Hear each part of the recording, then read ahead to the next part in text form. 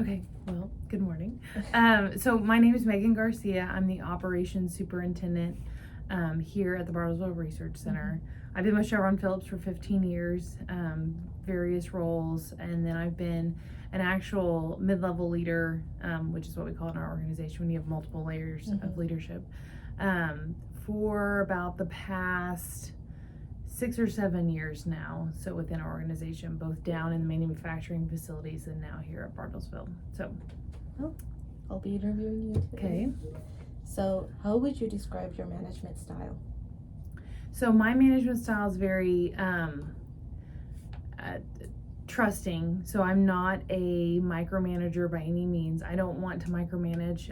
In Chevron Phillips, we're all working supervisors in and of ourselves. So we have a lot of work we have to do as leaders ourselves. So I don't have time to micromanage my folks. So I definitely try to build trust early on in my relationship when I do change roles or I get over a new organization or hire a new employee. Try to build trust very early on so that then I can trust that employee to do their task, and then I can just check in with them periodically. So I'll do monthly one-on-ones with each of my employees, mainly just to remove roadblocks more than anything. I'm not looking to hound them on what they're working on, but just making sure they're progressing and if there's anything I can do to help them progress. So do you think that this helps you in any way, or do you think it makes it difficult for you at times? So sometimes, upper management, upper leadership want a lot of nitty-gritty details on what we're working on. So that's where it can bite me if I'm not micromanaging projects and I don't have the nitty-gritty detail of where we're at this exact moment on this one project. So in certain instances, depending on what the project is, like Alpha 8, I get into the weeds because I have to, because I know I'm going to have to report out on that progress. So that's the only place where it does hinder me a little. What is your biggest management weakness? My biggest weakness is probably the fact that I friend everyone. So that's very hard to do, especially when you have to discipline an employee. Because I do try to be friends with all my employees, not necessarily friends outside of work, but I want them to know that I care about them. I understand home life. I'm a mom. So, and I'm the only female in my organization, over 34 men. So I understand when they have to stay home to watch a sick kid. I understand that. A lot of other managers, male leaders, don't understand that fact. But it does bite me because people can take advantage of that. So I have to be very careful about that and just not too trusting and make sure I'm verifying that. Not so much that they actually have a sick kid at home, but just making sure that I'm not getting taken advantage of there. Yeah, for sure. So, what's your way of building healthy relationships and approach at work? Mine is, well, one, just getting to know my employees. I try to remember, the wife's name, the kids' names, and then just find out what works for them, like what they like, don't like in leadership styles, and just even the organization as a whole, where I can help them just kind of grow and build, and what their next move is, what their next step is, what their next position they want it to be, and help them get there. And sometimes it's not another position, but it's another grade, right? They want that pay raise. They've been sitting at the same pay for 5 years, and they want a pay raise. Not that we don't give them typical raises every year, but just the graded raise.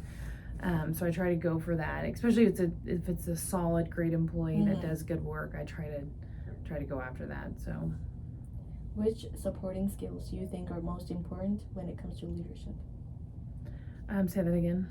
Which supporting skills do you think are the most important when it comes to leadership? Supporting skills, I guess, like soft skills that I have, or I would say both. I think just one, I try to keep notes on all the employees, so I use OneNote a lot, try to keep notes on all the employees, and just stay organized their individual employee files, and make sure that I'm each one-on-one I'm addressing what we talked about the last time that we should have addressed. I don't know if that's answering that question. And then I think the one thing I joke about, but just we do take quite a few mid-level leader trainings where we talk about crucial conversations and how to have those. And I think those skills or supporting skills, I don't know if those are supporting skills, really help a lot when it comes to tough conversations you do have to have them with employees that are lagging a little in their performance or just in need of a coaching session or a disciplinary session. Those help a lot. But I do joke that like I need sometimes like a psychology degree for this role, because employees will come in and tell you all kinds of stuff and or things that are bothering them outside of work that are impacting their work performance. And sometimes I just wish like I could take a couple psychology classes to help better support them, because I am just a very open, friendly type boss, and until I have to get ugly. But so they do overshare with me sometimes, so I have to just be careful on how I respond to some of those overshares, for sure. Are there any qualities and leadership traits that you liked about your previous manager, which you try to follow as a manager right now? So I think one of my top bosses, he's actually in guitar right now, I always think of like how much he pushed me as when I was a new engineer, always asking me. I was doing a lot of MOCs, management of change. We were doing a lot of work out in the field, and he just really like emphasized me verifying everything that they did in the field, out everything those contractors worked on, like putting my own eyes on it, ensuring it was correct. And I think that was just something that he asked me tough, challenging questions, but they made me a better engineer.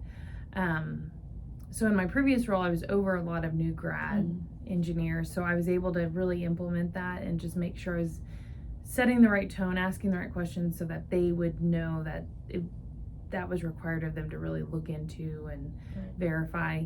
Here it's a little more difficult because I'm working with a bunch of PhD senior engineers that some have just as much experience with the company as I do.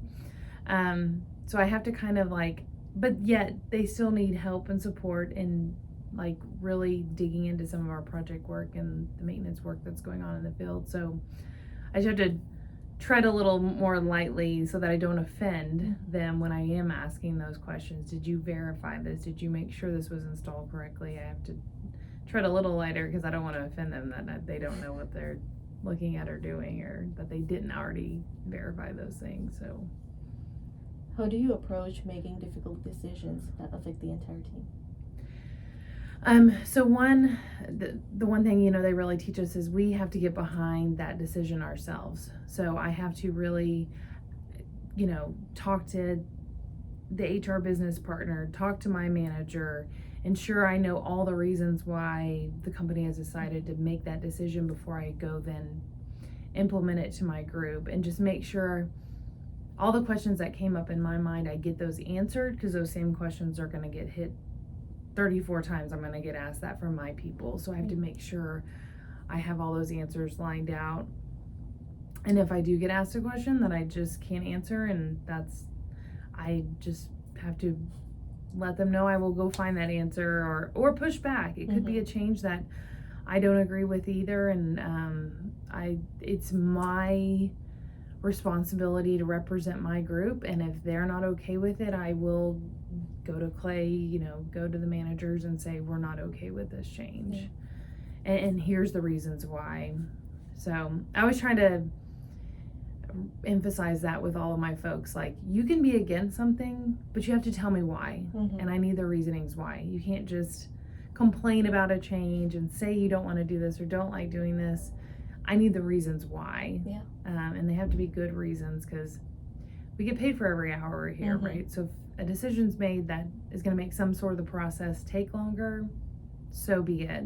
I mean, we're getting paid for every hour we're here. You can take longer to do that job. So What are some ways you reward successes and achievements on your team? So it's funny.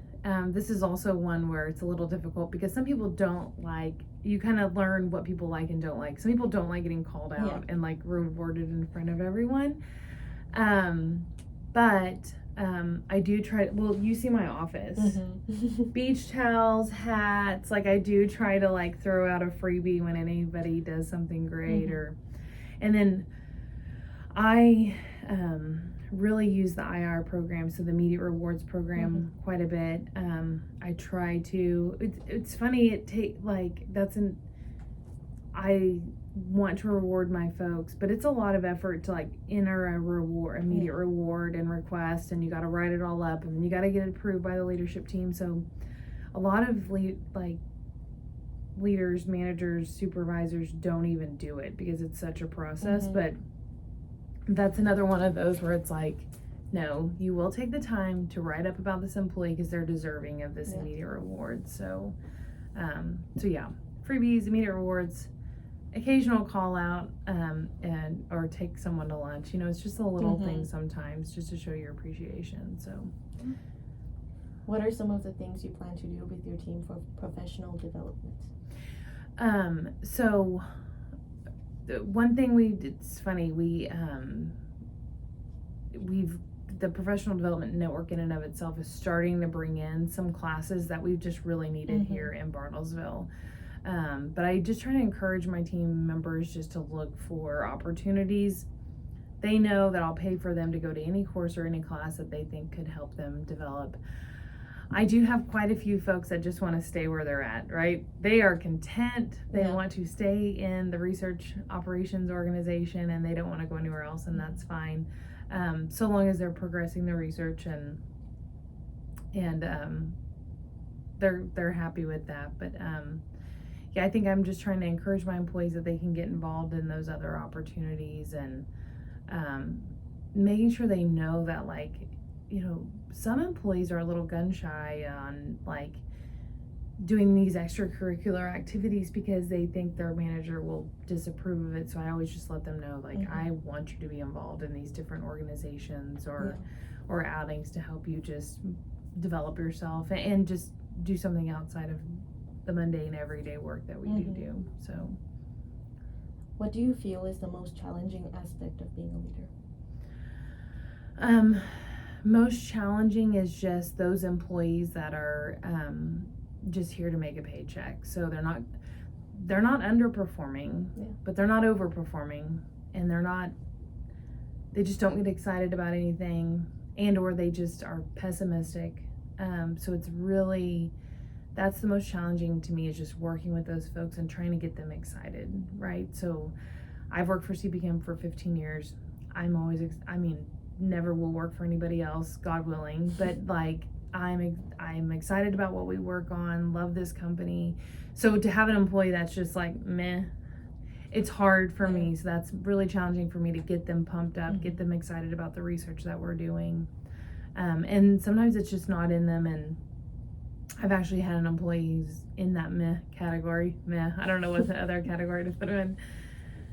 And he's told me that's just how he is inside and outside of work. Cause I've struggled with him. I want you to be excited about what you're doing. This is cutting edge technology. And, you are one of the main folks on this project. And he's like, Megan, it's no offense to you or anybody else. This is how I am inside and outside of work.